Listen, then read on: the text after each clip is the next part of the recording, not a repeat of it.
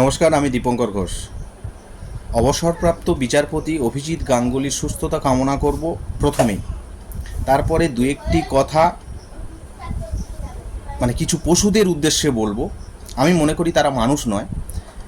যে যত বড় বিরোধী হোক বা যত বড় শত্রু হোক না কেন, তিনি যখন অসুস্থ হয় আমরা তার সুস্থতা কামনা করি, দীর্ঘায়ু কামনা করি। যত বড় শত্রু হোক না কেন, কোনো দিন আমরা বলি না বা আমরা কামনা করি না যে তার মৃত্যু হোক তাড়াতাড়ি। কিন্তু কিছু পশু আছে যাদেরকে আমি অন্তত মানুষ বলে মনে করি না।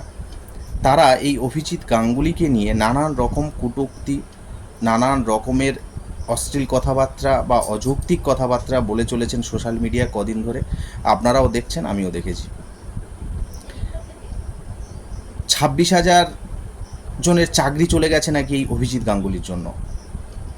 আপনারা প্রত্যেকেই জানেন, সুপ্রিম কোর্ট, মহামান্য সুপ্রিম কোর্টের রায়ের ভিত্তিতে যে অবৈধভাবে যারা চাকরি দিয়েছিল, চাকরি বিক্রি করেছিল, বৈধ অবৈধ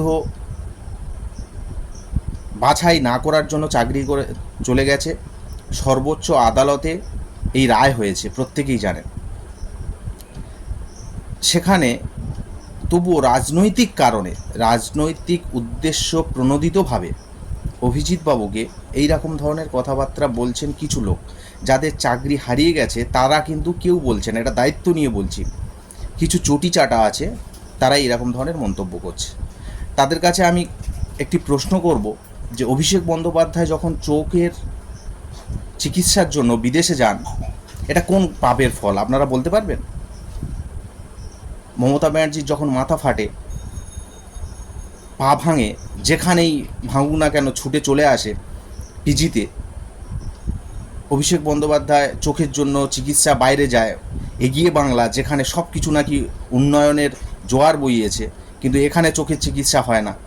রাজ্যের কোথাও পিজিতে ছাড়া পায়ের বা মাথা ফাটার চিকিৎসা হয় না, এখানে ছুটে আসতে হয়। আপনারা বলতে পারবেন এই মাথা ফেটেছিল বা পা ভেঙেছিল কোন পাপের জন্য?